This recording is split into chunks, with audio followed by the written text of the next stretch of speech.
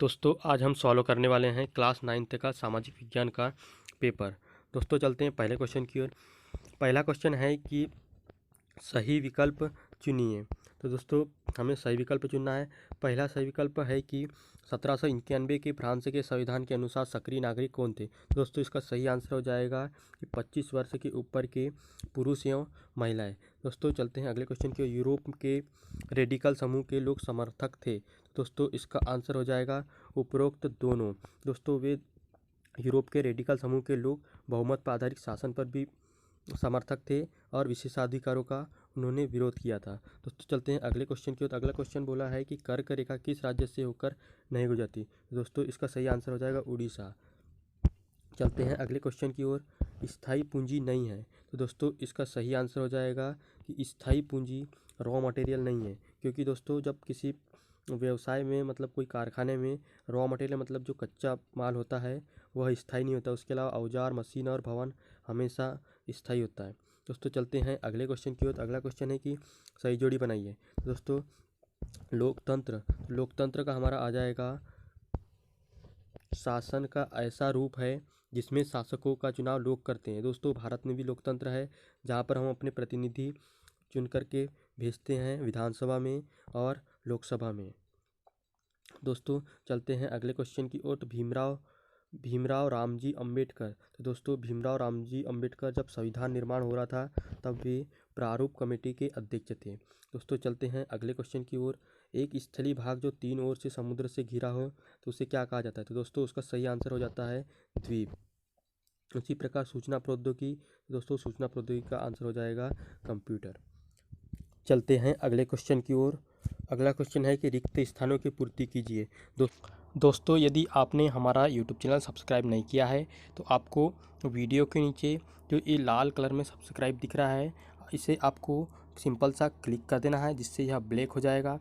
और इसके बाजू में जो बेल आइकन है इसे क्लिक कर देना है और हमारे वीडियो को लाइक भी कर देना है। दोस्तों इससे आपका ये बेनिफिट होगा कि यदि हम जो अगला वीडियो रिवीजन टेस्ट का अपलोड करेंगे तो वह आपको नोटिफिकेशन के थ्रू पता चल जाएगा और आप उसे आसानी से देख सकते हैं। अगला क्वेश्चन है चर्च द्वारा किसानों से वसूल किया जाने वाला कर कहा जाता था। तो दोस्तों यह कर का नाम टाइट था, इंग्लिश में टाइट कहते थे। दोस्तों यह कर 1/10वां भाग लिया जाता था, इसलिए इसे हिंदी में दशमांक भी लिख सकते हैं। दशमांक कर कहा जाता था। दोस्तों चलते हैं अगले क्वेश्चन की ओर। तो अगला क्वेश्चन है कि भारत का सबसे पूर्वी देशांतर है। तो दोस्तों इसका सही आंसर हो जाएगा 97 डिग्री 25 मिनट और पूर्वी।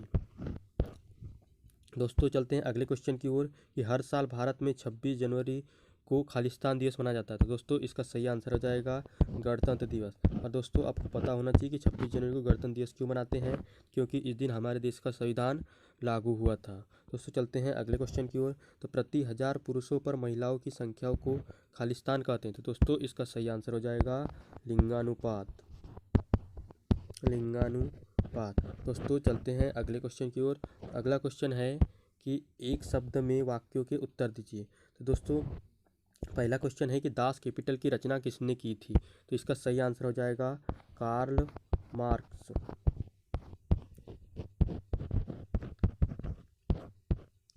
दोस्तों चलते हैं अगले क्वेश्चन की ओर। अगला क्वेश्चन में है भारत के उन द्वीपों का नाम बताइए जो प्रवाल भित्ति के हैं। तो दोस्तों इसका आंसर हो जाएगा, हमको कम से कम 2 लिखना है।